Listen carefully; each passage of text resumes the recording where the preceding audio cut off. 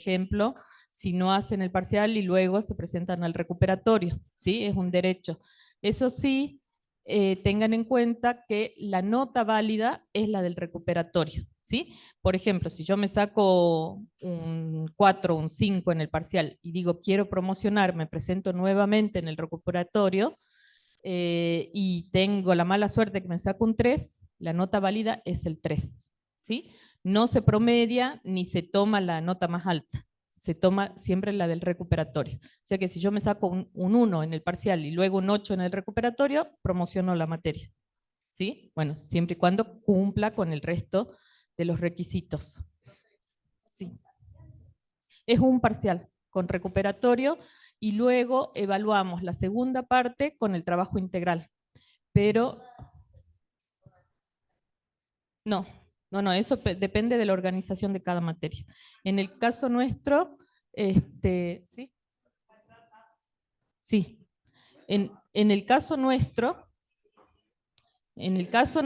tengan en cuenta, porque ya lo vimos, ya venimos hace tiempo con la unidad 2, tuvieron tiempo de lectura, las profes me dijeron que en los prácticos vienen haciendo repaso, porque no empezamos aún con la unidad 3, o sea que se hizo bastante larga la unidad 2. Una pregunta, porque ayer tomé parcial sobre lo mismo. Si les digo cuál es el enfoque de Weber, ¿qué me dicen?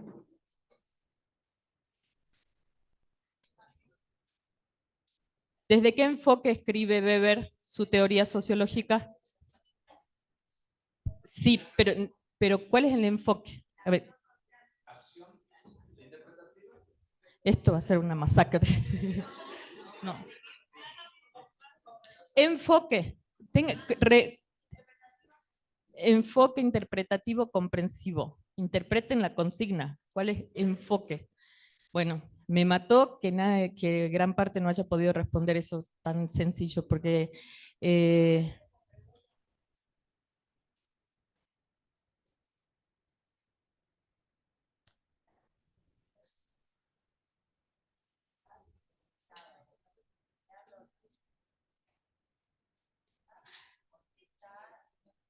bueno, se refiere al otro parcial. En el caso nuestro no es a través de plataforma. Eh, no, digo porque hay cuestiones que son básicas. O sea, son básicas. Uno no se puede ir de la materia sin haber tenido en claro cuál es el enfoque de cada uno de los 3 autores clásicos, por ejemplo. No se puede ir si no sabe cuál es el objeto de estudio de cada uno y que lo repetimos eso hasta el cansancio. Si no identificamos algunas cuestiones sobre el contexto de surgimiento, por lo menos algunos hechos concretos que llevaron a cabo eso. O cuál es la mirada sociológica, por ejemplo, desde dónde la sociología aborda las problemáticas, en qué aporta, para qué sirve, son cuestiones básicas, ¿sí? Dijimos, en un caso hecho social, en otro caso acción social, en otro caso la reflexión, la crítica, el trabajo como núcleo. O sea, hay cuestiones que tienen que ver también con cómo uno estudia, ¿no?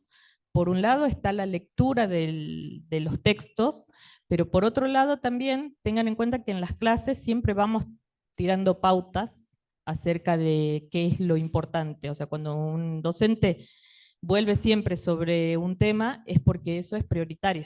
O sea que eso de algún modo va a ser evaluado. ¿Sí? Entonces tengan en cuenta estas cuestiones, por favor.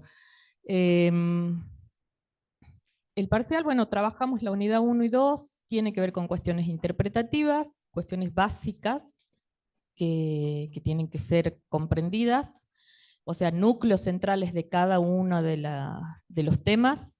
No son muchas consignas, no tiene este sentido tampoco. Sí, a mí me interesa obtener información acerca de cómo les está yendo, cómo está yendo hasta el momento, si se está entendiendo o no, qué es lo que falta reforzar para poder continuar con la unidad 3, ¿sí? Ese es el sentido.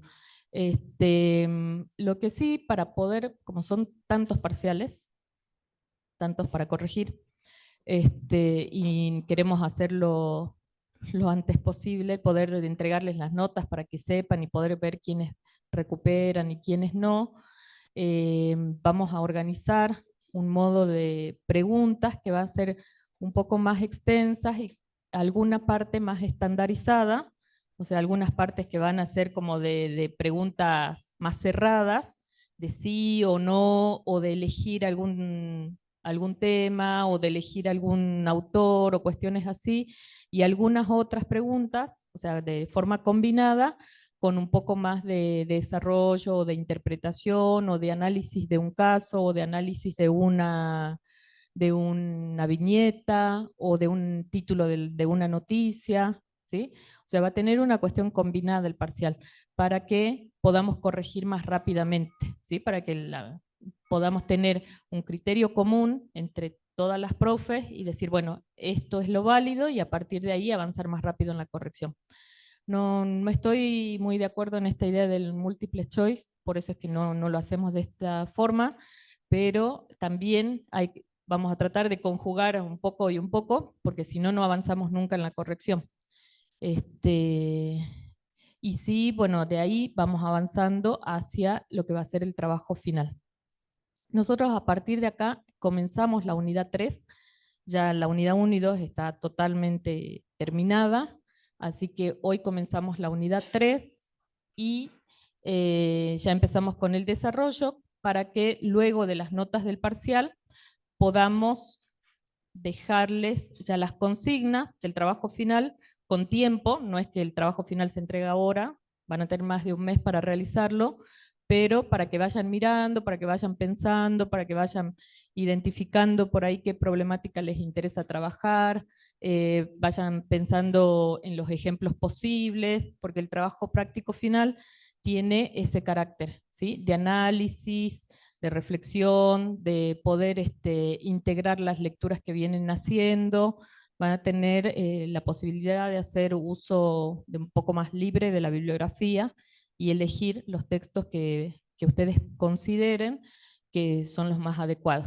¿sí? Entonces, para que se vayan organizando con eso y para que después no se les sume a otro tipo de evaluaciones que van a tener en otras materias, nosotros les dejamos las consignas ahora cuando terminen el parcial, para que no se compliquen demasiado en este momento de empezar a distraerse y pensar en el final, pero vamos a dejar ya las consignas, ¿sí? Con las fechas y con las indicaciones de presentación y todo lo demás. Nosotros trabajamos ahora unidad 3, donde vamos a ver una sociología más contemporánea, o sea, vimos el inicio con el modo de abordaje, el enfoque de la sociología, el contexto de surgimiento, vimos la unidad 2 con la postura de los 3 teóricos clásicos en la sociología, que son tomados hasta hoy, ¿sí? Son como básicos para el desarrollo de la disciplina. Y ahora en la unidad 3 vamos a trabajar con una sociología contemporánea, con autores actuales, con autores que abordan problemáticas sociales que nos interpelan actualmente, y luego la unidad 4, ya en la unidad 3 también vemos algunos aspectos jurídicos de la sociología, pero una introducción, y la unidad 4 ya es específicamente vinculada a una sociología jurídica, ¿sí? Esa sería la forma de organizarnos en lo que nos queda. Entonces, la unidad 3 y en la unidad 4 es sobre lo que vamos a hacer hincapié en el trabajo final, porque con el parcial trabajamos la unidad 1 y 2. Entonces, para evaluar la unidad 3 y 4, tomamos la bibliografía y todo lo que se desarrolle en la unidad 3 y 4, ¿sí? Entonces, cerramos la materia con ese trabajo final integrador, y para quienes estén en condiciones de promocionar la materia, se presentan a un coloquio, que sería simplemente poner en común con el resto lo trabajado en la presentación de ese final, de ese trabajo final integrador, ¿sí? Bueno, después les damos las pautas sobre ese coloquio.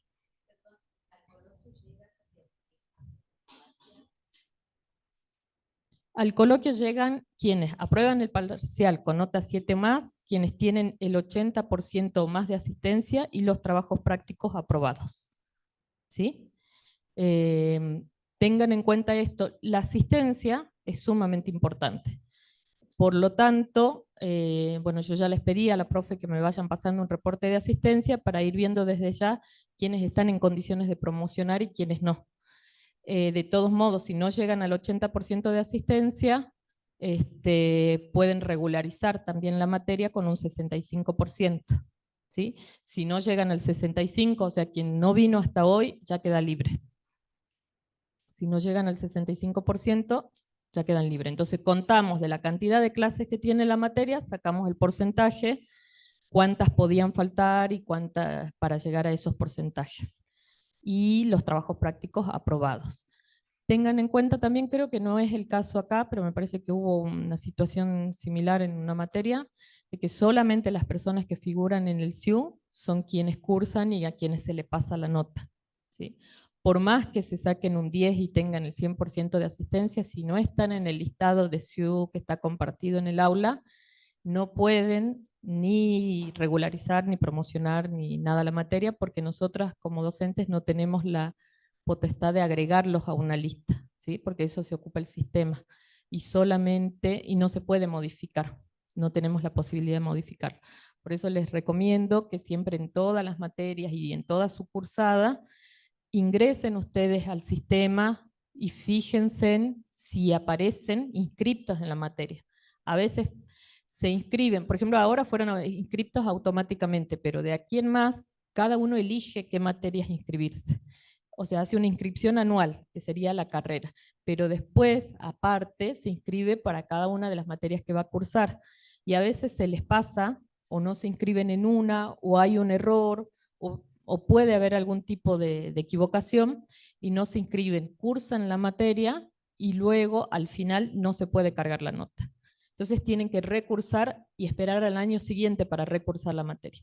Entonces es importante que tengan en cuenta eso. Lo mismo, finalizado cada año o 2 veces al año, mediante el sistema, descarguen un analítico. ¿Sí? Cuando terminen las materias, descarguen, cosa de que ahí puedan ver si ustedes dicen, yo promocioné introducción con 8, tiene que aparecer en el analítico. A veces puede haber un error de nosotros por parte de los docentes, que nos equivoquemos y le hayamos puesto un 6 en vez de un 8. Pero eso tiene que ser corregido a tiempo. No es un problema si ustedes informan, ¿no? Y tienen la evidencia y dicen, profe, yo tenía tal nota, no corresponde. Entonces el profe presenta una rectificación, pero eso forma parte de un trámite administrativo también, ¿sí? Entonces el profe tiene que presentar una nota pidiendo la modificación, el sistema tiene que abrirse nuevamente, bueno, se puede hacer, pero ustedes tienen que advertir esa situación. Muchas veces puede ser que a un docente se le pase, pero ustedes tienen cada uno que hacer seguimiento de su historia analítica. Entonces tienen que descargar, es sencillo, entran en el SIU, solicitan un analítico, no tienen que venir a hacer el trámite ni nada, lo solicitan y a las 48 horas está disponible para la descarga. Entonces vayan teniendo en cuenta eso, ¿sí? Y también tengan en cuenta los calendarios, calendario académico. Ya dentro de unos días sí sale el calendario académico 2024. Entonces ahí van a ver las fechas de exámenes de todo el año, inicios de cuatrimestre y todo lo demás. Y ahí están las fechas de inscripción, anual y por materia. Si se les pasa, después no hay forma. Les digo yo porque a mí en algún momento me tocó recursar materia por no haberme inscrito y por más que uno se saque 10, no se soluciona. Bueno, entonces, nosotros vamos a comenzar con el desarrollo de la unidad número 3, que es una unidad bastante linda, bastante interesante, porque nos sirve lo trabajado en la 1 y la 2, y desde ahí podemos integrar un poco las ideas para hacer análisis de lo que actualmente nos pasa en la sociedad. ¿Sí? ¿Hasta acá todo está claro? ¿Todo bien? ¿Sí? El lunes, este lunes, cada quien en su horario de comisión. Si alguien tuviera alguna dificultad por salud, por trabajo y necesita cambiarse de comisión, ¿sí? Pero solamente debidamente justificada, con un certificado o de esta forma, bueno, puede venir a otra comisión a hacer el parcial. Pero no es que me dormí y me voy a la siguiente, ¿no? Tienen que traer una justificación, porque si no, va a pasar que algunas van a estar llenas y otras no. Además, las profes, cada una tiene los listados de ustedes. Entonces son ellas las que se encargan de hacer el seguimiento, de tomar la asistencia y todo lo demás en cada una de las comisiones. ¿Sí? Bueno, sí.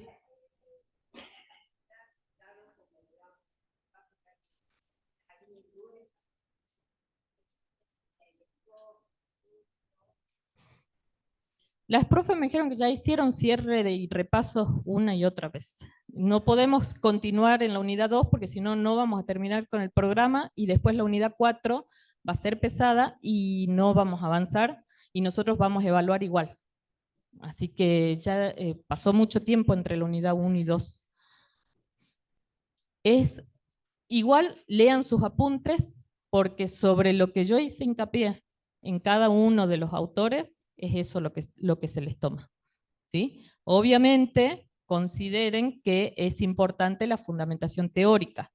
O sea, ayer, por ejemplo, leía y decía, porque la profe dijo tal cosa y el ejemplo y esto. O sea, está bien, es una orientación la clase, pero se supone que en el parcial uno desarrolla lo que leyó. Entonces tiene que haber fundamentación teórica.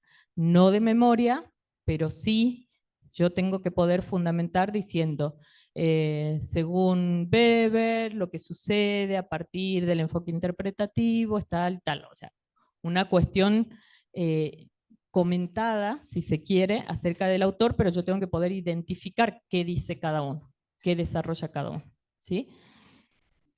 Bueno, eh, nosotros vamos a empezar con un tema que es la globalización. Este librito de Bauman, La globalización, que es un librito corto, chiquitito, como lo ven, es un texto que la verdad nos sirve un montón para desarrollar no solamente la unidad, sino que para llevar adelante también la unidad 4 y que van a ver que a medida que avancemos con la lectura, tiene relación con todo lo que venimos viendo. En este momento considero que es uno de los textos centrales en sociología y está bueno de que sea abordado. Y vamos a empezar a pensar primero nosotros qué entendemos por globalización. Acá vemos una imagen, ¿no? Cuando hablamos de globalización se habla del mundo globalizado, ¿verdad? ¿Qué idea tenemos acerca de cuando escuchamos la palabra, cuando actualmente se dice mucho, se repite mucho en análisis políticos, económicos, sociales, se habla mucho también desde lo que significa las TIC, de lo que significa en la educación, desde lo que significa en distintos ámbitos de la vida de las personas? ¿A qué hacemos referencia cuando hablamos de globalización? ¿O qué idea o en qué tipo de noticias, por ejemplo, escucharon hablar de globalización? Me parece, según el concepto que tengo, que eh, la globalización es el producto o el resultado de la aceleración de las comunicaciones. Entonces, lo que pasa en una punta del mundo puede llegar a conocerse rápidamente en la punta del otro e influye también en la sociedad a la donde llega esa información y a la vez se retroalimenta a la de donde sale. Así, por ejemplo, unas pautas culturales de determinado lugar tienen su traslado hacia otro lugar y se produce lo que a mi entender es una transferencia de cultura. Las culturas como costumbres, usos y demás hierbas de una determinada sociedad se transmiten y comienzan a influir en otra. Y así sucesivamente va circulándose de manera global. Bien. ¿Algo distinto a lo que dijo el compañero? ¿Coinciden? ¿Algo similar?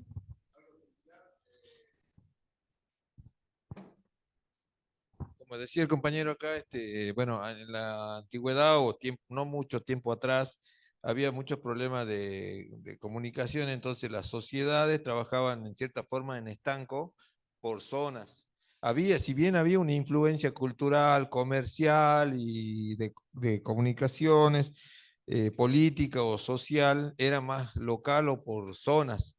Con los avances tecnológicos, especialmente el de las comunicaciones, el de las formas de transporte y bueno, algún otro, se ha logrado una mayor expansión y como dijo el compañero, con más velocidad, en menos tiempo, de todos estos aspectos que estoy mencionando, que es la comunicación, como decir, de los sucesos que pasan importantes, enseguida uno se entera de lo que pasó en Arabia, en África, en Alaska. Y así como hablamos de los problemas, como puede ser un accidente, puede ser un conflicto, también está el aspecto político que también se transmite. Acá hubo un problema grande donde el comunismo en algún momento quiso introducirse en Latinoamérica y por donde quiso ingresar por Argentina y Brasil, que eran los países que tenían más influencia en la zona. Pero hoy en día esa influencia está más fácil, está más generalizada, tanto hablando de la política como del comercio, como de la parte social y de la influencia cultural, como ser. Nosotros tenemos mucha influencia o intercambio con los países vecinos, especialmente con Bolivia. Pero hoy en día en las comidas, por ejemplo, ahí se come comida china, se come comidas árabes y hay muchos otros aspectos de la cultura también que se transmiten más rápidamente gracias a la comunicación. Bien, gracias. ¿Algo más? ¿Alguien más? Bueno, pensemos en esto que decían recién los compañeros y pensemos en la imagen que vemos, ¿no? La imagen da a pensar de que algunos están en el, digamos, dentro del sistema y el resto se están... Esa imagen me hace pensar que cierto sector está dentro del sistema y el resto están fuera del sistema, lo están excluyendo del sistema. Bien. Bueno, esa es una de las claves, lo que mencionaba recién el compañero, es una de las claves del texto de Bauman acerca de la globalización, porque se llama globalización, consecuencias humanas. Entonces, él habla acerca de la polaridad. ¿Qué significa esto? Cuando decimos polaridad como polos opuestos, ¿verdad? ¿Sí? Entonces, polos opuestos entre lo negativo y lo positivo. Esta idea de polaridad, para entender la globalización, tiene que ver con esta imagen. ¿Sí? En un mundo globalizado, donde decimos hoy gracias a las comunicaciones, gracias a las posibilidades tecnológicas que tenemos, yo puedo chatear con una persona que está en el otro lado del mundo, ¿sí? O puedo hacer una compra que me llega a mí a la puerta de mi casa desde otro lugar. O puedo, si voy a viajar, por ejemplo, organizarme con facilidad un día antes, mirando el clima, cómo va a estar en ese país, qué lugares puedo visitar para comer, dónde voy a ir a comprar la ropa, si estoy yendo por trabajo, qué espacios tengo para trabajar, qué tipo, o sea, toda la información. En cambio, pensemos lo que pasaba hace unas cuantas décadas si yo tenía que viajar, ¿no? Era como un desconocimiento total y el desconocimiento trae ciertos temores. O sea, si yo tenía que ir a un país muy alejado, ¿no? Pensemos en Europa, y decía, hará frío, hará calor, cómo se viste la gente, voy bien así, quedo desubicado, si voy allá, ¿dónde me hospedo? ¿Qué pasa si no consigo un hotel? ¿Cómo hago para llegar? ¿Qué tipo de transporte se usa? ¿Cómo se maneja el pago en el transporte? O sea, toda una serie de situaciones que me traían a mí, me llevaban a esa situación de indefinición desde el conocimiento, ¿no? Entonces es como que geográficamente tenemos una noción de los espacios inclusive como algo muy alejado, ¿no? Decíamos, pensar en, qué sé yo, Italia era como algo muy alejado. Hoy incluso, dice Bauman, las nociones de tiempo y de espacio se han modificado, como que las fronteras se hacen flexibles, porque Hoy podemos ver un chico acá en San Salvador que está vestido de determinada forma, ¿no? Pensemos que tiene 18 años, y viajamos a Brasil, vemos un chico de la misma edad y es probable que esté vestido casi igual, ¿sí? Pensemos en las diferencias culturales, como en algún momento, hace tiempo, estuvieron bien marcadas, ¿no? Yo podía identificar que estaba llegando a un determinado lugar porque ahí se comía determinados alimentos, comidas y demás. Se escuchaba esta música, se vestían de esta forma. En cambio, hoy, esto, la parte de la cultura, está globalizado. Hoy hay un estreno de una película, pensemos alguna de estas de superhéroes, y es a nivel mundial, ¿no? Pudimos ver, qué sé yo, imágenes de Barbie, y que todos vestidos de rosado, entrando en distintos lugares el mismo día, comprando las mismas cosas, la misma tacita, ¿sí? O sea, pensemos cómo los medios de comunicación colaboran en este proceso de globalización. Cuando hablamos de globalización no hablamos de la globalización, sino que hablamos de un proceso, de algo que se va instaurando y que está en desarrollo, ¿sí?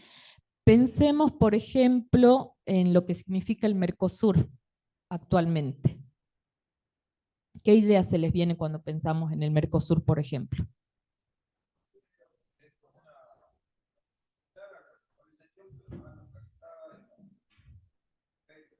Más localizado, dice el compañero. Sí, un acuerdo comercial, bien. Sí. Bien.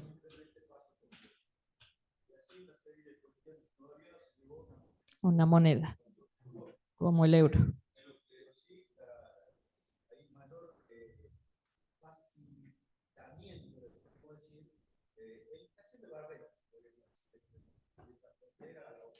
Bien.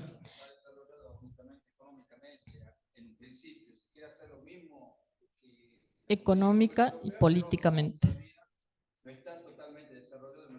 Bien. Bueno, pensemos entonces en las características del Mercosur.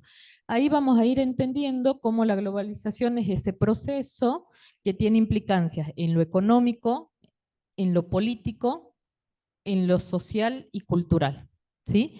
No hablamos solamente de la globalización en relación, por ejemplo, a los medios de comunicación. Estamos hablando de la globalización.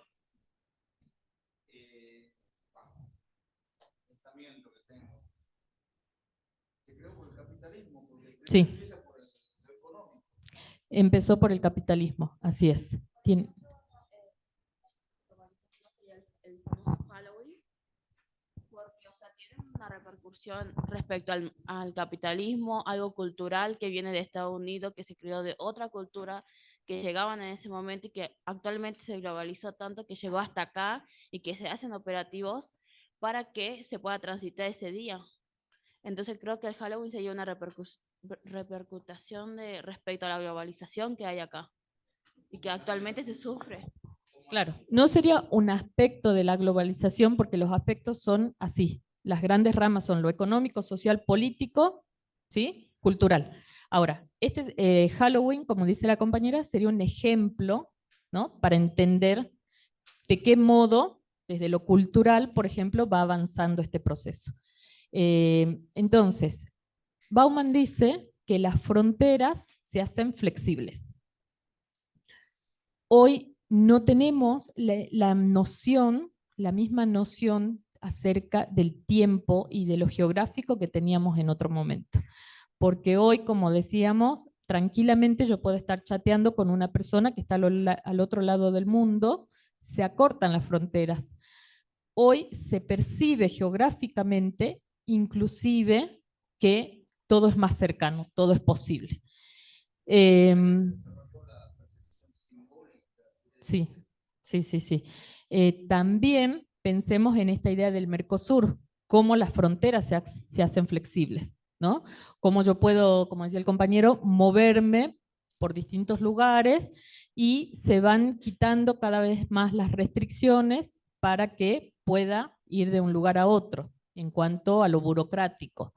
En Europa se avanzó hacia una moneda común, ¿sí? Entonces, eso, recordemos Marx, no pasa solamente por un cambio económico. La base material, que sería lo económico, modifica la superestructura, ¿sí? Si pensamos en Marx. La estructura, la base económica, lo material, modifica la superestructura.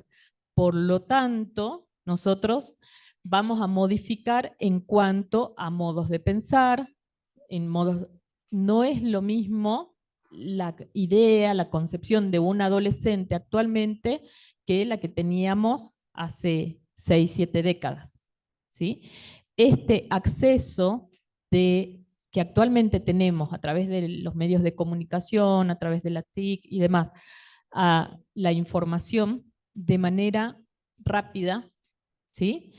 Hoy pensemos cómo quienes tenemos, no sé, más de 40, estudiamos en la secundaria. Si yo, por ejemplo, me acuerdo estudiar historia con un librito que tenía el nombre de mi prima y que a su vez mi otra prima también lo había usado y mi hermano y entonces así. Y fuimos pasando ese libro porque estudiábamos con ese libro. Astolfi era para estudiar historia.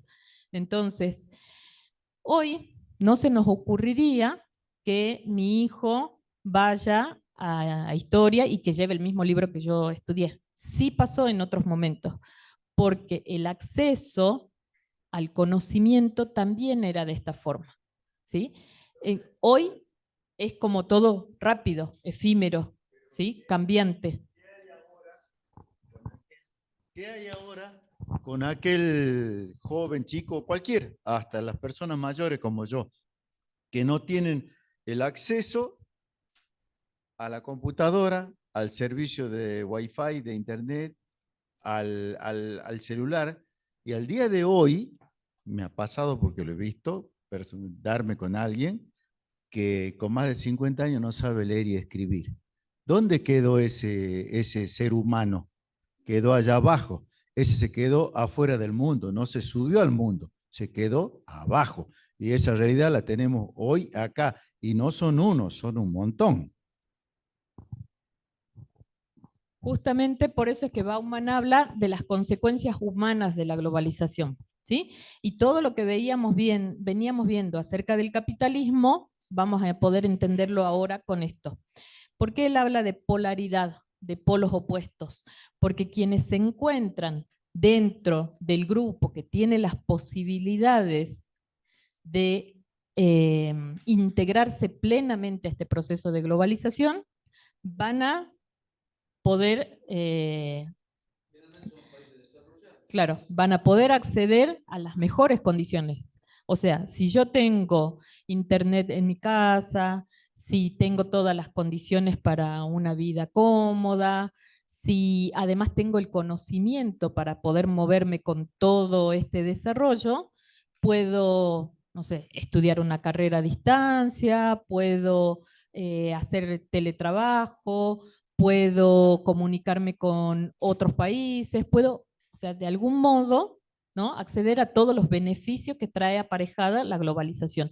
Puedo desde mi casa hacer trámites, entro y pago las cuentas, transfiero dinero, eh, tengo toda una serie de posibilidades vinculadas a este proceso, ¿sí?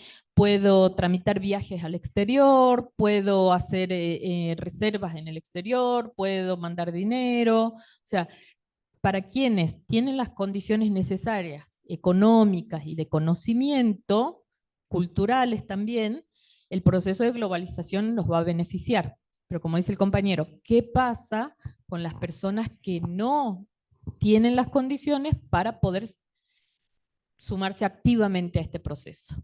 Van a quedar mucho más relegadas que en otros tiempos. En otros tiempos, quizás, no sé, nuestros abuelos a lo mejor eran analfabetos, pero en su comunidad sobrevivieron y muy bien teniendo el almacén del barrio, la carnicería, ¿no? Un rol dentro de la sociedad y además valorado. O era el que arreglaba zapatos, tenía un oficio y podía moverse plenamente en esa sociedad, ¿sí? Podía vender su producto, intercambiar, salir adelante, y además, como dice el compañero, era reconocido, tenía un valor dentro de esa comunidad. Hoy, quien no tiene las condiciones para sumarse a este proceso de globalización, queda totalmente excluido, relegado. O sea, ¿qué pasa con la persona que ni siquiera puede tramitar el DNI porque no puede pedir un turno en el ANSES? Porque todo es... ¿Qué pasa cuando tenemos un problema y del otro lado nos atiende una máquina? No tenemos ni siquiera formas de explicar lo que nos pasa o de enojarnos o de nada, ¿no? ¿Qué pasa cuando nos estafan a través de las tarjetas y no hay formas de resolverlo porque nunca hay una persona presente? Esto tiene que ver con el proceso de globalización. En lo económico, pensemos en cómo las grandes empresas tienen la posibilidad a partir de la globalización de expandirse territorialmente de manera global, ¿sí? De manera mundial, ¿sí? Pensemos a ver en grandes marcas, ¿qué se les ocurre así rápidamente? Coca-Cola, McDonald's. ¿Cómo? Bien, ¿qué más? Un ejemplo de lo que usted dice, Google. Por ejemplo, usted está hablando de lavar ropa y ya te sale todo. Dream, propaganda. Celular, todas las marcas de celulares accesibles que hace el mercado. Tiene esa facilidad de ver qué es lo que uno está escribiendo. Totalmente. Ahora, ¿qué pasa si un trabajador, pensemos alguien que trabaja en el camión de Coca-Cola haciendo los repartos acá en Jujuy, ¿no? Si tiene un problema, si es despedido de manera injusta, si ese despido significa que queda sin sustento para su familia, que tiene 4 hijos menores de edad. O sea, ¿puede ir, por ejemplo, él a don Coca-Cola y tocarle la puerta y mostrarle todo lo que le pasa? No. Eso es una característica de este proceso de globalización y del capitalismo. O sea, la imposibilidad de vínculo, de poder, y además genera en el otro, o sea, en la empresa, genera también el poder desprenderse de todas las consecuencias. O sea, pensemos en una empresa minera, por ejemplo. Llega a un determinado lugar, se instala, cambia, ¿no?, la vida de las personas en ese lugar, porque no es solamente quienes acceden a un trabajo dentro de la mina, sino que además se modifica el pueblo, porque está la señora que vende empanadas, la que los hospeda, el taxista que lleva, las cooperativas que empiezan a formarse, todo en torno a esa nueva empresa, ¿sí? Entonces todo el pueblo se modifica y funciona muy bien. Es una fuente laboral desde distintos lugares para muchas personas. Ahora, ¿qué pasa cuando en algún momento le empieza a ir mal a la empresa? ¿Sí? La empresa no pierde nunca, o sea, se levanta y se instala en otro lugar, ¿no? Y se va sin las consecuencias, sin tener ningún tipo de remordimiento de las consecuencias que eso provoca. O sea, quedó en el pueblo más del 50% de las personas desempleadas, por ejemplo, ¿no? Además, con consecuencias vinculadas a la contaminación y todo lo demás, pero la empresa tiene esta característica de ser nómades. Ese es un concepto clave también en el proceso de globalización, los nómades y sedentarios. Quienes son nómades son los que se pueden sumar plenamente al proceso de globalización. ¿Por qué? Porque si esto no funciona, yo me levanto y me voy. Si hay una pandemia, a mí no me toca demasiado porque yo sigo trabajando con las herramientas que tengo desde mi casa, ¿sí? O abro otro lugar en otro espacio. En cambio, los sedentarios, los que están atados a la tierra, no tienen la posibilidad de cambio. O sea, no es que el empleado de la mina se va detrás de la mina, ¿no?, para poder conservar su trabajo. Los sedentarios, los que quedan atados a la tierra, son los que sufren las consecuencias. Y son las personas que no tienen las herramientas como para sumarse plenamente al proceso de globalización, ¿sí? Desde ahí es que Bauman va desarrollando esta idea de lo que significa la polaridad, ¿sí? Lo positivo y lo negativo. Por ejemplo, si pensamos en educación, pensemos en esa clave de lo positivo y lo negativo. ¿Qué nos pasa con la globalización?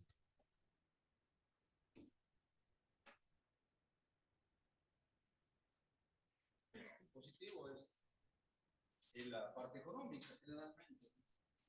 Más trabajo. Sí, pensemos como un estudiante, un docente, ¿no? Que tiene Wi-Fi en su casa, que tiene una computadora, que tiene todas las condiciones adecuadas, ¿no? Cómo puede armar sus clases, cómo puede descargar archivos, cómo puede constantemente actualizar su bibliografía, por ejemplo, un docente, porque descarga libros de un lado y del otro, todo está en PDF, arma sus clases y puede presentar un video, puede hacer sus clases más dinámicas. ¿Cómo? Al sedentario, lo único que queda es ir a la biblioteca popular o conseguirse un libro de los materias, de lo que esté tratando de buscar. La única información es ir al papel que vaya a saber dónde lo encuentra. No hace un clic y lo tiene ahí. Relacionado con la educación, habíamos mencionado anteriormente de que había en la sociedad una persona que se insertaba por un oficio, por una capacitación específica que se transmitía en la familia, inclusive el zapatero, el panadero, etcétera. La revolución industrial y todos los procesos del capitalismo han generado nuevas formas de comercio y de capitalismo en sí. Eso pasó desde la producción en línea, que era cada uno específico en una actividad, a la multiplicidad de actividades. No recuerdo bien el nombre de técnico de eso, pero requiere eso una formación. Entonces la polaridad ahí se manifiesta porque el que tiene acceso a la comunicación, que es la informática, tiene mucho más fácil el acceso, como decía hace un rato, que está fácil el acceso a todo, de poder educarse, poder formarse en muchas cosas o especializarse más aún en determinadas cuestiones. Y el que no tiene acceso, que es la otra parte del polo, como no tiene acceso, se mantiene en la antigüedad con una sola especialización, por decirlo, con un solo oficio. Y ahí se marca una gran diferencia entre la meritocracia, que le da lugar a determinado grupo social, y el que no se puede formar, educar, prácticamente estamos diciendo que no se socializa. Bien, bien, gracias. Bueno, pensemos entonces en esto que dicen los compañeros en relación a lo que nos pasa en la educación, ¿no? Decíamos, una docente que tiene todas las condiciones, ¿no? Y además el conocimiento acerca del uso, va a poder armar sus clases, va a poder bajar bibliografía, videos, imágenes, ¿sí? Va a poder seguir formándose en línea, va a poder hacer un posgrado conectada que se dicte en otra universidad de otro país. El profe, yo creo que con el tema de la educación, con respecto también a la formación que vamos teniendo, las nuevas tecnologías, los nuevos conocimientos, te incitan a que vos te vayas formando cada vez más, entonces se va formando una nueva competencia con respecto a la formación académica, a los nuevos conocimientos que van suscitando la misma economía, las tecnologías. Vemos que antes un profesor, maestro, bastaba con tener el título secundario. Hoy no es así, más tenés muchos más requisitos como para poder este, brindar, ¿no?, tus conocimientos. Bien. Son otros conocimientos, ¿no? Es lo que también dice acá el compañero. O sea, hoy no basta con saber acerca de la disciplina. Yo no solamente necesito saber historia para dar clases, sino que tengo que complementar otro tipo de conocimientos que me permitan a mí estar al día, ¿no? Y poder hacer uso de los beneficios que me trae a mí las tecnologías, por ejemplo. ¿Qué pasa con los estudiantes? Algo similar. Quien tiene las condiciones necesarias constantemente podrá estar accediendo a las clases grabadas, va a poder descargar la bibliografía, va a poder buscar en internet un resumen, va a poder armar grupos de WhatsApp o distintas plataformas con otros compañeros a intercambiar ideas, va a poder trabajar en línea, va a poder formarse, quizás cursa algún tipo de otro tipo curso complementario en línea, ¿no? Pero ahora, ¿qué pasa con quienes no tienen las posibilidades? ¿No? Volvamos a esta idea de la polaridad. Pensemos en un docente, pensemos en un estudiante, pero que no tienen las posibilidades. ¿Qué pasa cuando alguien estudió todo y tiene que hacer un examen a través de la plataforma? Estudió, el conocimiento lo tiene, estudió toda la materia. Sin embargo, no tiene el conocimiento informático acerca del uso de la plataforma. Entonces, lo que se está evaluando no es solamente el conocimiento de la materia, sino habilidades que pasan por otro lado, ¿sí? Y a veces eso, que nos genera mucha frustración, porque yo digo, no, yo estudié y sin embargo me saqué un 3 porque a medida que avanzaba la pregunta hice mal el clic o se me fue el cursor o que no sé qué pasó o me estoy conectando desde los datos, ¿no? Y no es estable, ¿sí? O estoy en el interior de la provincia donde no tengo ni señal, entonces ando, que nos pasaba en la pandemia, ando en la plaza del centro ahí con el celular buscando señal. Entonces no pasa porque yo haya estudiado o no haya estudiado, ¿sí? Pasa por las condiciones concretas que tengo para poder desenvolverme en ese espacio. Y desde ahí es que genera una cuestión injusta, ¿sí? O sea, entonces, ¿yo qué estoy evaluando? ¿Estoy evaluando los conocimientos de la materia o estoy evaluando las habilidades de la persona en cuanto al manejo de la plataforma, por ejemplo? ¿No? Entonces, desde acá podemos ir viendo cómo a nivel educativo, a nivel cultural, a nivel social, económico, la globalización genera esto, ¿no? Esta polaridad, esta cuestión de polos opuestos. Pensemos en esta imagen del sistema educativo, ¿no? Entran todos, no sé si se llega a ver, entran todos distintos por una puerta y van saliendo todos igualitos del otro lado, ¿sí? Por este lado, en los residuos, quedan quienes no lograron acomodarse a las pautas de funcionamiento de ese sistema, ¿sí? Y acá vamos viendo eso que cae, son los recursos, los materiales, la lectura, todo lo necesario. Hay alguien por ahí arriba que dirige el proceso, ¿no? Y los va acomodando, los va poniendo uno al lado del otro, va determinando pautas de comportamiento, tiempos, formas de ser y formas de estar en el sistema, ¿no? Que sobre todo en el nivel primario, en el nivel secundario, se observa de forma más tajante, ¿no? Qué es lo que uno debe cumplir respecto a determinadas normas y pautas para moverse en el sistema. Y el que no puede, el que se sale de eso, ¿no? El que a lo mejor aprende muy rápido o aprende más lento, o el que necesita moverse y no puede estar sentado 2 horas, el que necesita conversar un rato, el que no puede desenvolverse bien oralmente, pero sí de forma escrita, ¿no? Todo esto va quedando afuera del sistema, en distintos momentos, pero va pasando.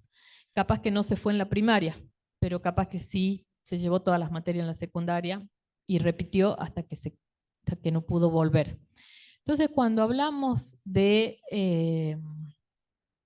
tema de deserción, ¿no? Cuando se habla de deserción escolar en el sistema, en todos los niveles, incluido el universitario, en realidad tendríamos que hablar de exclusión, porque es un sistema el que excluye, ¿sí? Es un sistema educativo en el marco de un sistema social, económico y político que excluye a la persona. O sea, ningún chico, chica a los 13, 14 años diría yo me voy porque quiero. O sea, si la escuela es el lugar donde se encuentra con amigos, donde se enamora, donde la pasa bien, donde además debería aprender y sentirse cómodo, si fuera así, no diría me voy, ¿no? O sea, yo no diría por mí misma me voy, sino que hubo situaciones de distinta índole que hacen que me expulsen, ¿sí? Soy expulsado por sistema, porque tiene este tipo de funcionamiento. Porque uno no puede acomodarse, no todos podemos acomodarnos. O sea, si ustedes llegaron hasta acá es porque sí pudieron.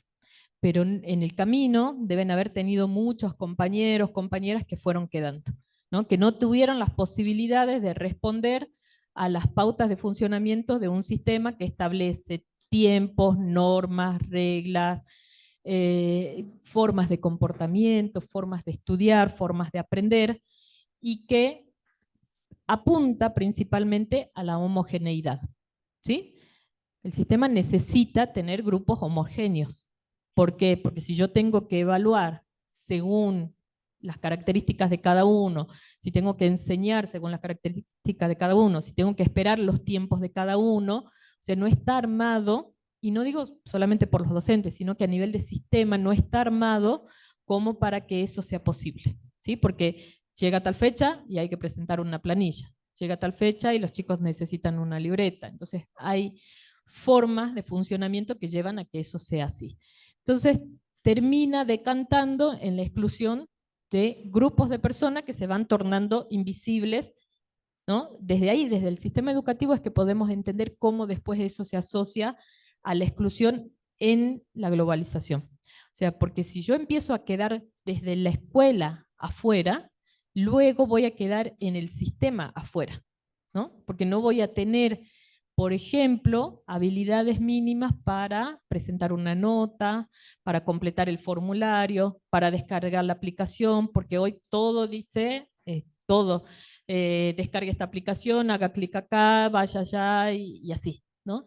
Entonces, la persona que no tiene ese tipo de conocimientos y que es excluida primero del sistema educativo va a ser excluida luego del sistema más amplio en su conjunto, ¿sí? Muy pocos autores con respecto a educación hablan sobre exclusión. Todos manifiestan que hay una deserción escolar. No fundamentan la exclusión.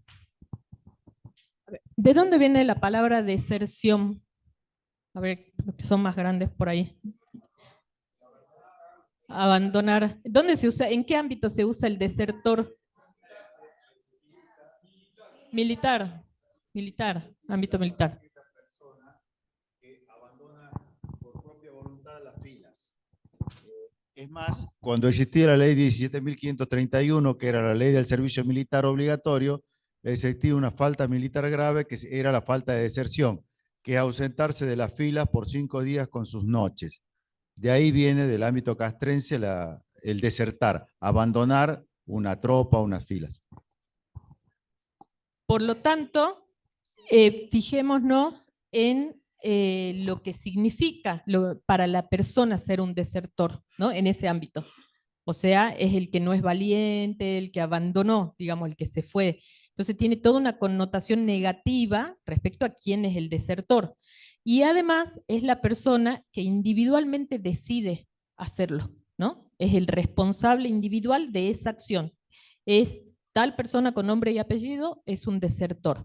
Entonces, pensemos por qué nosotros usamos esto en la educación. O sea, ¿por qué trasladar de manera perversa esta palabra que tiene su sentido en ese ámbito militar, pero ¿por qué trasladarla a la educación? O sea, con todo lo que eso significa, toda la connotación negativa que tiene en cuanto a que este chiquito de 13 años es un desertor, o sea, se fue, ¿no? Decidió irse. Yo creo que es también las políticas que el gobierno implanta.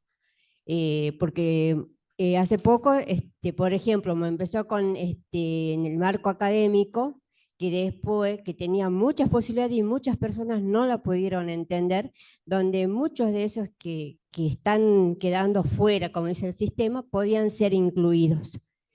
Entonces, no se lo puede aplicar porque el que está de turno no lo ve. Entonces no se aplica todo y como no lo he podido leer, no tienen las posibilidades de las personas. Bien. recordemos lo que decía Marx respecto a la estructura y superestructura, ¿no? La base es la que nos va generando modos de pensar, nos va generando posicionamiento. O sea, ¿qué pasa con la docencia, por ejemplo? Con esta idea de que somos trabajadores, pero nos creemos de clase alta, ¿no? Esa locura que tienen, no generalizo, pero que pasa mucho. Entonces, desde ahí, yo soy docente y me olvido que alguna vez fui estudiante, y entonces digo, bueno, si se van más, mejor, porque eso significa que mi materia tiene estatus, ¿no? Entonces yo digo, no cualquiera aprueba mi materia, ¿no? Entonces, esa locura que viene también de esta mala escuela de Sarmiento y todas estas ideas, que no puedo creer que en el debate alguien haya aludido a Sarmiento como el gran maestro, pero bueno, pensemos que viene de ahí, ¿no? Viene de la formación, viene de la formación que tuvimos los docentes, de la mala formación que tuvimos los docentes, que nos lleva a ejercer mal la profesión, y que además somos responsables de la cabeza de cientos de personas, o sea, la huella que uno deja en las personas no se va fácilmente. O sea, si una docente te dice, sos un burro y no servís para nada, si una docente te humilla cuando das lección delante de tus compañeros, si una docente te tacha todo con rojo porque después de que escribiste 2 hojas todo estaba mal, ¿no? O te pone un 0, o sea, como que la persona no existe, o sea, que ni siquiera viniste hoy, por eso sos un 0, ¿no? Es rarísimo eso, que en algún momento se haya usado el 0, por ejemplo, porque quiere decir que la persona está anulada, no existió nunca. Entonces, estas consecuencias tienen que ver con muchas de estas cuestiones que vienen de esto de la superestructura, ¿no? De cómo pensamos, cómo miramos, desde dónde nos situamos. Cuando en algún momento salieron estos programas de retención, de ver el modo de darles otra oportunidad, otras instancias de evaluación a los chicos en la secundaria, habilitar más mesas de exámenes y demás, bueno, me cruzo con una compañera, en ese tiempo trabajaba en la secundaria, una profe de francés, y le digo, ¿viste que salió el programa? Que está bueno, así charlando, me dice, no, dice, porque ahora las lacras que me había sacado de encima, las voy a tener de nuevo en el aula. Entonces, si alguien opina de esa forma, sabemos cómo está ejerciendo, ¿no? Sabemos cómo está mirando. O sea, si la idea que vos tenés es que del otro lado hay lacras que necesitas sacarte de encima, es coherente con esta idea de que se hable de deserción. ¿Sí?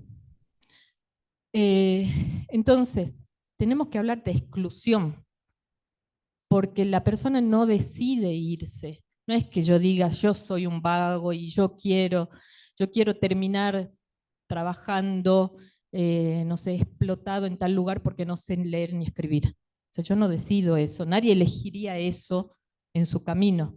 Hay condiciones sociales, económicas y del sistema educativo de funcionamiento que hacen que la persona termine yéndose, ¿sí? Pero termine siendo excluida.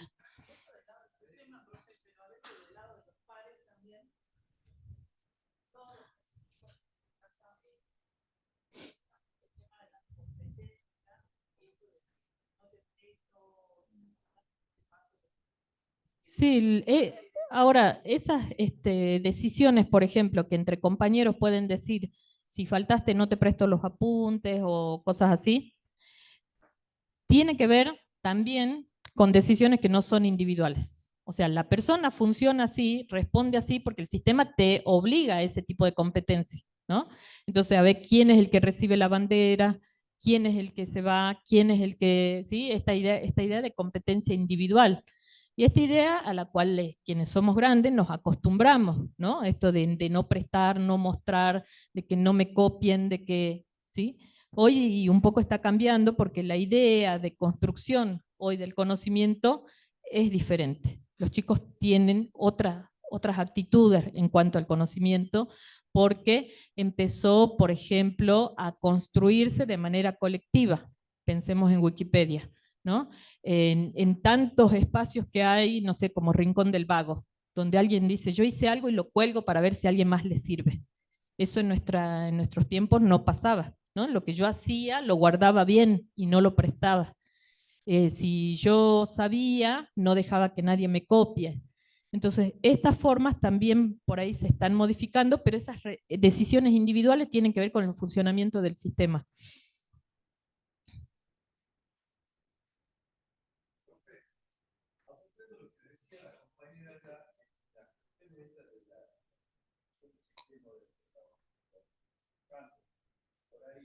No se avienen, no se allanan al sistema. Ayer escuché un término que me pegó. Dice que hay una gran cantidad de orfandad de padres vivos. ¿Esto qué quiere decir? Que hay padres que estamos vivos y no nos calentamos por hijos.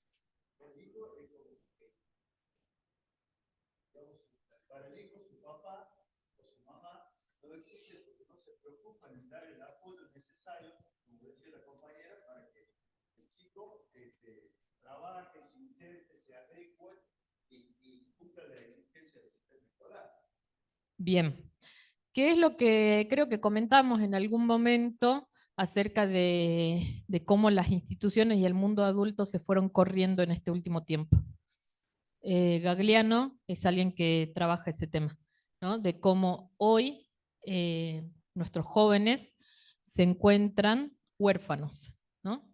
No hay un sistema de filiación que sostenga, no hay redes de contención que sostengan. Porque antes un chico iba al club del barrio, iba a catequesis, tenía instituciones de referencia, ¿no? O además tenía adultos referentes, el maestro del lugar, el cura, el policía, el profe que les daba clase de algo. En cambio, hoy ese mundo se fue trastocando en cuanto a quiénes son referentes. O sea, quiénes son hoy los referentes de nuestros chicos. Los youtubers, sí. Sí. Claro.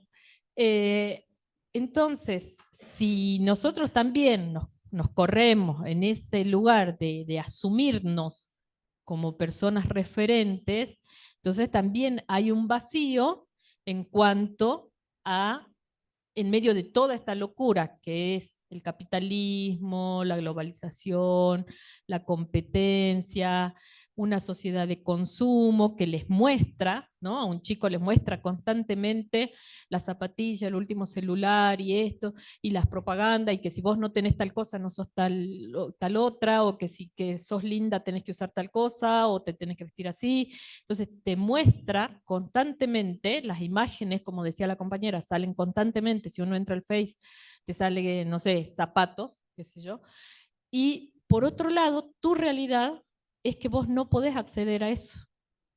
Hoy la idea de funcionamiento es la de la pastilla de la felicidad.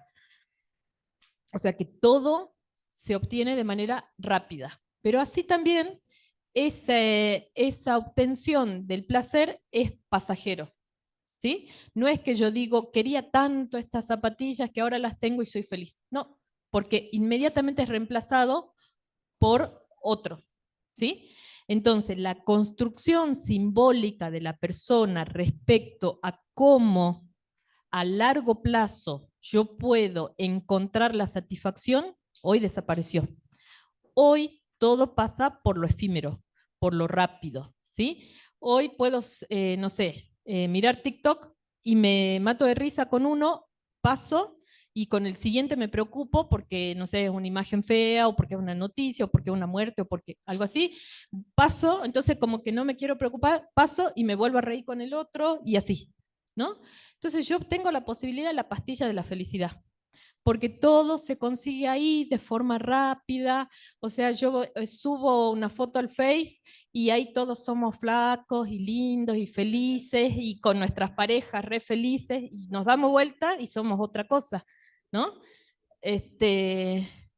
A mí me pasó hace muy poquito, la semana pasada, que vi a alguien que tengo en el Face de amiga, que es una abogada, y que pone en ese coso que dice que está viajando, Ezeiza, y ella publica algo así como que, bueno, veré qué me depara el destino, no sé qué, y como, no sé si iba a Europa, a algún lugar de Europa, no sé dónde. Y yo dije, ah, qué bueno por ella, bueno, pensé. Y en ese mismo momento salgo de mi casa, voy al centro, compro unas cosas y la cruzo. Entonces, Entonces yo digo, ¿cómo? ¿No? No le iba a preguntar nada, pero bueno. Entonces, o yo también estaba viajando, no sé, a algún lado y no sabía.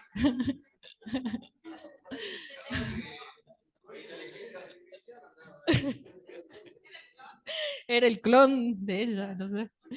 Pero bueno, entonces, ¿qué? Somos tan felices como nos mostramos, somos tan buenos como nos mostramos, somos tan inteligentes como esas frases que publicamos, somos tan superados como esa frase de autoayuda que nos mandan las tías y que sea un bonito día y el sol y la cosa. No, eso tiene que ver con la globalización. Algo peor que usted. Bueno, hablando del tema de educación, que usted decía que, bueno, como niño, los referentes siempre la maestra en primaria, ¿no? Y la directora. Bueno, yo a mi nene de tercer grado, la tengo a la maestra de él agendada ahí en el WhatsApp y me sale el estado. Había reunión de padres, yo no fui y dice, bueno, me tomo licencia porque estoy mal de la muela. Un mes. Bueno, mi hijo tuvo 2 semanas sin clase.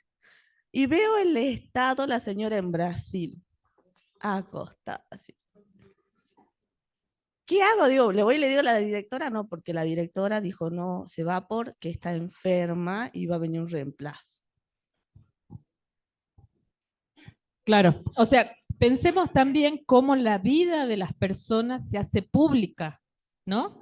Uno por ahí de vez en cuando, o sea, los que somos más grandes, de vez en cuando postea algo, sube una foto, una cosa así, pero pensemos cómo hoy los jóvenes se manejan con las redes. O sea, yo veo que están caminando y están así, o están en clase y están así. Mi hijo yo le veo, por ejemplo, los estados y tiene la comida y después la carpeta estudiando y después la gata. O sea, es como que todo el tiempo está ahí, está mostrando su vida, está mostrando lo que hace, ¿no? Entonces, la cuestión de la imagen es importante también para entenderla en la globalización, ¿sí? Cómo nos percibimos las personas actualmente dentro de ese proceso y cómo intercambiamos, cómo tenemos posibilidades de formar vínculos con otras personas. ¿Qué pasa acá, por ejemplo, con la idea que veníamos trabajando acerca de acción social de Weber, ¿no? Esta idea de que uno interactúa con otras personas porque tiene una intencionalidad, ¿no? Porque se encuentra dentro de un grupo social, conoce a las personas, ¿sí? Y a lo mejor lleva adelante una actividad solidaria, por ejemplo, ¿no? ¿Qué pasa con todo esto si lo pensamos desde acá? ¿Qué posibilidades reales tenemos actualmente de formar vínculos, de tejer redes de contención, que no sean solamente decir yo tengo 300 amigos en Facebook, ¿no? Porque capaz que los tengo, pero el día de mi cumpleaños estoy sola y nadie me dijo, o me mandaron ahí porque te notifica el Facebook, si no ni me saludan, ¿no? Entonces, esto que tiene que ver con la imagen, con las formas, trae, o sea, vemos nuevamente la polaridad. Por un lado, el extremo, estamos totalmente felices, acompañados, somos flacos, somos blancos, somos, ¿sí? Pero por el otro, al otro extremo, en realidad yo estoy sola con mi vida, no sé qué hacer, estoy mal, estoy separándome, sin embargo mando corazones, ¿no? Y no tengo un círculo de contención. Me estoy muriendo porque estoy en etapa de parciales. Y que subo, ay, que siempre se puede, que con esfuerzo llegaré, no sé qué. Pero me estoy muriendo, o sea, no estoy pudiendo dormir por la noche, porque estoy mal, porque no sé cómo hacer, porque se me amontonó todo, porque además tengo el trabajo, porque, ¿no? Y entonces eso pasa por esta necesidad de formar redes de contención que en algún momento funcionaron muy bien y que, por ejemplo, a los efectos de evitar un suicidio, yo podía conocer a la persona con la cual estaba, yo podía decir, está deprimida, está mal, me contó tal cosa, me junté en la parada del colectivo, me encontré con tal persona, me dijo que se separó, ¿sí? Hoy eso no pasa.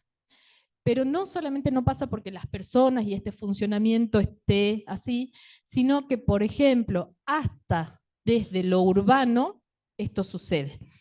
Yo, por ejemplo, pensaba cuando se pusieron las garitas acá, hace unos años, las garitas acá en el centro de San Salvador, que vieron la característica que es un techito y tiene un tubo, o sea, no es un asiento plano para sentarse y apoyarse atrás, es como un palo de gallinero, digamos, ¿no? Entonces, claro, bueno, uno lo piensa, porque puede ser porque si no lo rompen. Yo lo pensaba desde la sociología. Pensemos en el porqué de esos cambios urbanos. Acá ese podemos ver uno, en las grandes ciudades se ven otros.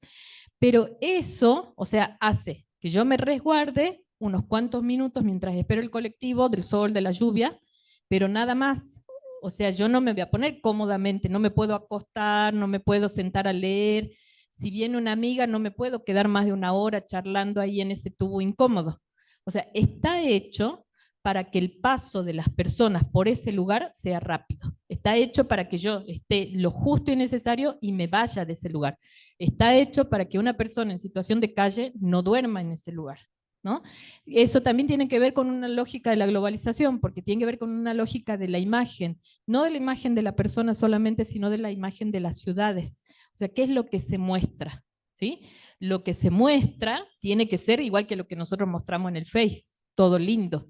Entonces, en la ciudad se ponen luces, se ponen no sé, el agüita que sale para arriba en las fuentes, ¿sí? Entonces, no hay borrachos, no hay gente durmiendo ahí en la parada del colectivo, ¿no? Entonces, eso como que se va barriendo para los costados.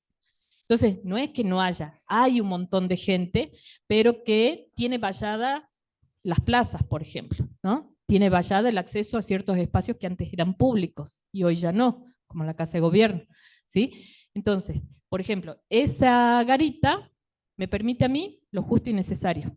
En otros momentos, quizás yo hubiese estado en ese lugar si era otra la condición, digamos, si era un banquito más cómodo, y capaz que me encontraba con alguien que no veía hace mucho tiempo y nos quedábamos 2 horas charlando y decíamos, bueno, dejemos que pase el colectivo y sigamos, y puedo estar horas ahí charlando y charlando. Hoy eso no pasa. ¿Por qué? Porque en la globalización también lo que prima es el consumo. Entonces, hoy no decimos, che, nos quedemos charlando acá. Inmediatamente queremos charlar, tenemos que decir, vamos a tomar un café allá al frente, vamos a tomar un jugo acá. O sea, yo tengo que consumir. Entonces, la estructura, lo edilicio, lo urbanístico en las grandes ciudades tiene que ver con esto, con instar, por un lado, a la cuestión individual y por otro lado, al consumo. ¿Sí? Esas son características del proceso de globalización. ¿Se va entendiendo hasta acá? Bien.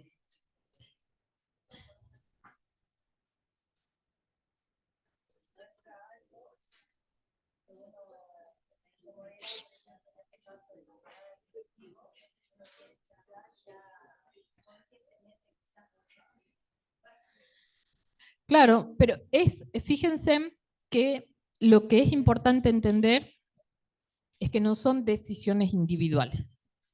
¿Sí? Así como el chico no se va de la escuela porque quiere, tampoco no es que yo como loca salgo a comprar zapatos porque quiero y tampoco es que me desvinculo de mis grupos porque quiero.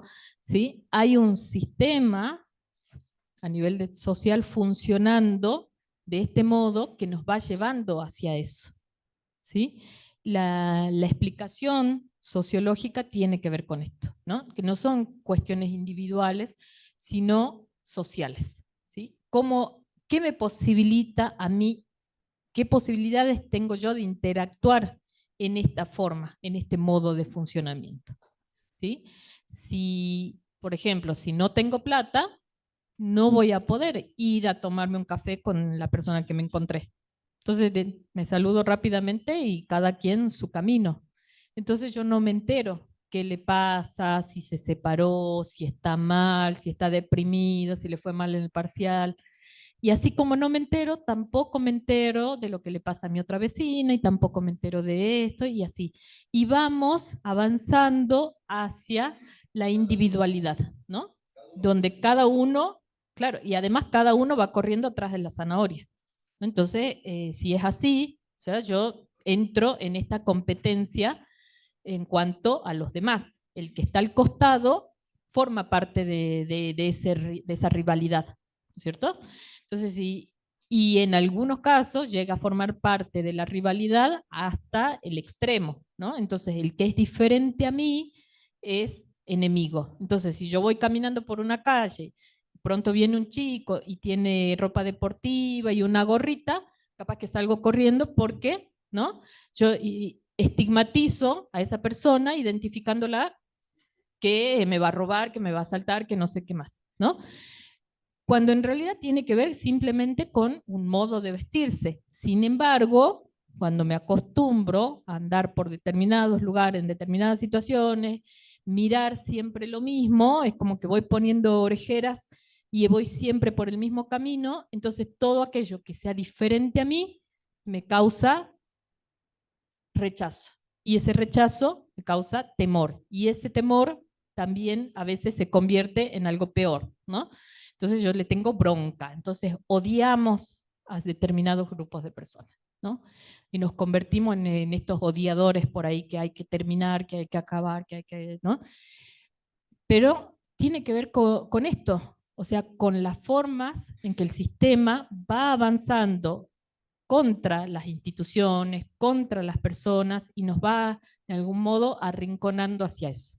Ahora, también pensemos que somos personas racionales, que no es que vamos todos como ovejas, sino que cuando uno toma conciencia de estas determinadas situaciones, puede también decidir, ¿no? Quizás estamos sujetos en muchas cosas, pero también tenemos la posibilidad de tomar decisiones. Entonces, pero sí hay que verlo de modo amplio, ¿sí? ¿Cuáles son las características del funcionamiento del sistema educativo, por ejemplo? ¿Cuáles son las características urbanísticas que tienen las grandes ciudades globalizadas? Por ejemplo, en Buenos Aires ya hace tiempo que muchos de los bancos públicos tienen una divisoria.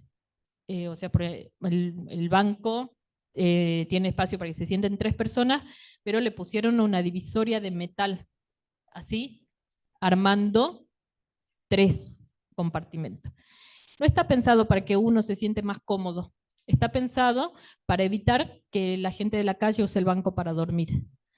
Hay otros bancos también que, por ejemplo, uno los ve de lejos y es tal cual como si fueran de paño, de almohadones, o sea, todo asemeja a un sillón cómodo, pero cuando uno se va a sentar es de cemento, ¿no?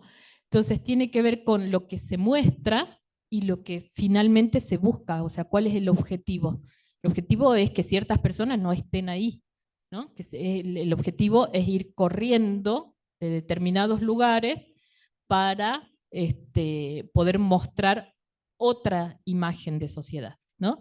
Esta imagen que viene, por ejemplo, en el norte y en países vecinos, la cultura de la venta de comida callejera, del condimento, de los colores, de las flores, de los demás, es lo que hace un tiempo aquí se trata de combatir, pero bueno, parece que somos más duros, porque se los intentó de la vieja terminal, por ejemplo, sacar, pero se vuelven a acomodar por otro lado, ¿no?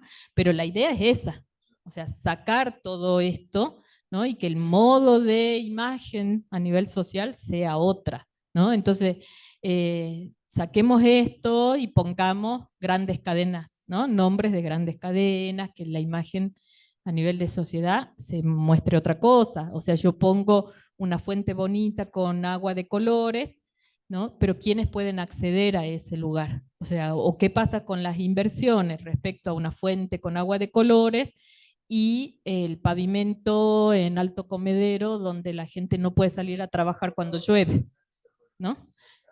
Claro, o tengo la fuente constantemente y en los alisos, por ejemplo, mi mamá vive ahí, nunca tiene agua en verano, ¿no? San Antonio, esa zona, nunca hay agua. Entonces, pero fijémonos cómo está pensado, ¿no? ¿Cuál es la lógica que tiene que ver con este funcionamiento respecto a la globalización? Globalización y competitividad, dice, ¿no? Entonces, acá creo que alguien había mencionado que cómo fue la globalización el resultado de la consolidación del capitalismo. O sea, el modelo capitalista precisa del funcionamiento a nivel social, cultural, económico, del proceso de globalización. Entonces, y nosotros lo entendemos principalmente caracterizado en cuanto a la tecnología, ¿sí? Lo entendemos desde ahí como que ese es uno de los hitos importantes. Ahora, la idea también de la globalización, que lo vamos a ver con otro texto de Bauman, que se llama Modernidad líquida. A ver, ¿a qué hacemos referencia o a qué hacemos alusión cuando decimos líquido? ¿Cómo lo definirían? Algo que fluye. ¿Qué más?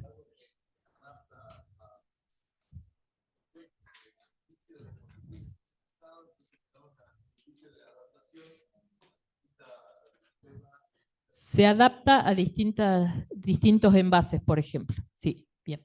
¿Algo más? ¿Lo líquido? ¿Cómo es algo líquido? Además de que fluye, se adapta. Necesario. Bueno, ahí estamos pensando el líquido como agua, ¿no? Pero hablemos del líquido en general, de lo líquido, ¿sí? Tiene estas características que dijeron ustedes, ¿no? No se puede, no es algo concreto que yo pueda decir, agarro un poco de agua en mi mano.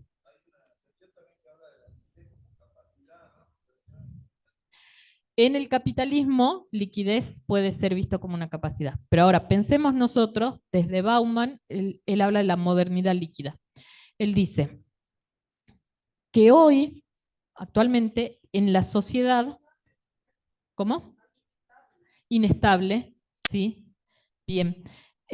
Hoy en la sociedad todo es cambiante, dinámico, fluye constantemente, se encuentra en constante cambio, que la liquidez se puede acomodar a distintas situaciones. Entonces, pensemos en la idea de flexibilización laboral, por ejemplo, ¿no? Cómo lo líquido se puede traducir a ese espacio de lo laboral. En algún momento vimos características del trabajo, ¿no? Cómo el trabajo en la sociedad medieval, cómo es el trabajo en la sociedad capitalista. Hoy este trabajo ligado a la flexibilización, ligado a la precariedad. En otros tiempos, nuestros abuelos entraban a trabajar en una empresa y se jubilaban en esa empresa, ¿no? Y le hacían una fiesta y todo porque estuvo, no sé, 50 años desde que era joven, se jubiló en esa empresa. Hoy nosotros difícilmente tengamos esa posibilidad. ¿Por qué? Porque nos insertamos al mundo laboral y estaremos un tiempito acá, después en otro lugar, después en otro lugar, y eso va a significar que constantemente tengamos que estar aprendiendo nuevas habilidades, nuevas capacidades para adaptarnos a ese mundo cambiante, ¿sí? El capitalismo, de acá a un tiempo, si seguimos con ese pensamiento así de tercerización y de cambiar nuestra forma de trabajo, en un momento va a llegar y ¿a quién le vendemos? ¿A quién le vendemos lo que producimos? Porque si ya la gente, el trabajo ha cambiado, ya no es que antes entrábamos a las 7 de la mañana a trabajar o a las 5 de la mañana en algunos casos. Ya la pandemia también denudó muchas realidades o se crearon otras posibilidades. Va a llegar un momento en que ¿dónde va a quedar la persona en sí? ¿Dónde va a quedar el hombre? Bueno, eso ya estamos sufriendo las consecuencias, ¿no? Pensemos en esta idea de lo líquido, ¿sí? Que Bauman habla acerca de la modernidad líquida. Él dice que si todo fluye, si todo cambia, la persona constantemente también tiene que ir adaptándose a esos cambios. Y quienes no están en condiciones de adaptarse a esos cambios son quienes quedan relegados. O sea, si yo, por ejemplo, soy docente y de pronto viene una pandemia, hubo muchas compañeras que no estaban en condiciones de dar clases. No estaban en condiciones porque no sabían usar el celular. O sea, yo tenía una compañera que dijo, ahora me compré un celular, ¿no? Porque ni siquiera el que tenía era uno de esos viejitos que era solamente para llamadas, ¿no? Entonces, el me compré el celular significa aprender a usarle el celular y además aprender todo lo que respecta a la organización de una clase, por ejemplo. Entonces, Antes de que se pierda el concepto y la pregunta del compañero, ¿a quién vendemos? Yo creo que el capitalismo conceptualiza un término que es la necesidad, crear la necesidad. Hay una película, El Lobo de Wall Street, que hace referencia justamente a ese concepto. ¿Por qué el éxito del capitalismo? Hay una escena en particular que es al último de la película, donde él está dando una disertación a un grupo de alumnos y le pregunta que vendan una lapicera. Y ninguno de ellos sabía cómo hacerlo, ¿no es cierto? Y él recordaba a un compañero que le había en su empresa anterior y le hace las mismas preguntas. Y él justamente dice, necesito que escribas un texto. Y él, como no tenía, entonces recurría a él para la venta de una lapicera. Así que yo creo que el concepto de necesidad va a ir evolucionando constantemente para crear nuevos elementos, para que una persona crea que es necesario y vital tener algo nuevo. sí, totalmente ese es el modo en que opera, o sea, cómo colaboran los medios de comunicación para que esto suceda, por ejemplo, ¿no? Cómo se instala la necesidad de determinado producto. Y como decíamos hace rato, además cómo esa necesidad tiene que ser rápidamente reemplazada por otra, ¿sí? O sea que hoy yo necesito cambiar el celular, ¿no? Y no lo necesito en realidad, pero digo que salió tal versión, que el color, que la cosa, que la cámara, ¿no? Entonces, y después de eso va a ser reemplazado por otro, y así por otro, ¿no? Y se trabaja tanto en cómo las personas vamos elaborando la recompensa, ¿no? Que la recompensa es a corto plazo. Hoy es muy difícil con las nuevas generaciones trabajar con propuestas a largo plazo. Por eso es que cuesta tanto los estudios superiores. ¿Por qué? Porque el modo de funcionamiento a nivel social está todo armado para que sea lo rápido, lo efímero, lo que fluye, lo que dice Bauman acerca de lo líquido, ¿sí? Entonces, nosotros en algún momento, por ejemplo, decíamos, voy a postergar esto porque más allá, o sea, yo veo más allá un beneficio a largo plazo que va a ser un título, ¿no? Dentro de 5 o 6 años. Entonces yo digo, en este momento voy a tener que dejar de hacer ciertas actividades, voy a tener que sacrificar mis tiempos, voy a tener que dejar de visitar amigos, no sé, ¿sí? Hago ciertos sacrificios en pos de un objetivo mayor y ese objetivo es a largo plazo. O sea, si yo puedo verme, si yo puedo diseñar un camino a largo plazo y que tengo que poder sostenerlo porque estoy iniciando una carrera, voy a poder ir avanzando, ¿sí? Ahora, si el mundo funciona con que todo es rápido, con que si estoy triste miro un video y ahí nomás ya soy feliz, entonces ahí tenemos el gran problema con las nuevas generaciones, porque todo está pensado para lo efímero, para lo rápido. Llego, caliento comida en el microondas, ya está, ya comí, voy, duermo 5 minutos, miro el tutorial y ya con eso estudié. Y por otro lado me ofrecen, recíbase en 2 años, toque no sé, tal instrumento en 2 meses, tome tal pastilla y entonces ya no vas al gimnasio y haga esta cosa y si te pones esta crema y si usas esto te crece el pelo. O sea, todo es la solución rápida, ¿sí? Es la pastilla de la felicidad. Y esa pastilla se compra. Entonces, cuando hay algo que implica un esfuerzo a largo plazo, es muy difícil que las nuevas generaciones puedan valorarlo, ¿Por qué? Porque el modo de funcionamiento, el modo de pensar está armado para otra cosa. ¿Sí? Hace poco se le hizo una crítica a la educación argentina respecto a las carreras que son de duración de 5 a 6 años, variando, por parte de países que le dicen generalmente primer mundo, o sea, países desarrollados, que dicen que nosotros damos carrera a muy largos años y que no se piensa en el futuro. O sea, ¿eso tendría que ver con la involucración del capitalismo en la educación o algo? Sí. Actualmente el sistema a nivel mundial está avanzando hacia el recorte de las carreras de grado. ¿Sí? O sea, recortar todas las carreras de grado para poner énfasis en el posgrado. O sea, yo hago una licenciatura en 4 años y después, en 1 año y medio más, tengo título de especialización, por ejemplo, o una maestría o algo. Tiene que ver con esta lógica también de subocupación. ¿Sí? Antes yo decía, creo que alguien por ahí dijo, tenía un título hasta capaz que secundario con 1 año más y ya era maestra, ¿no?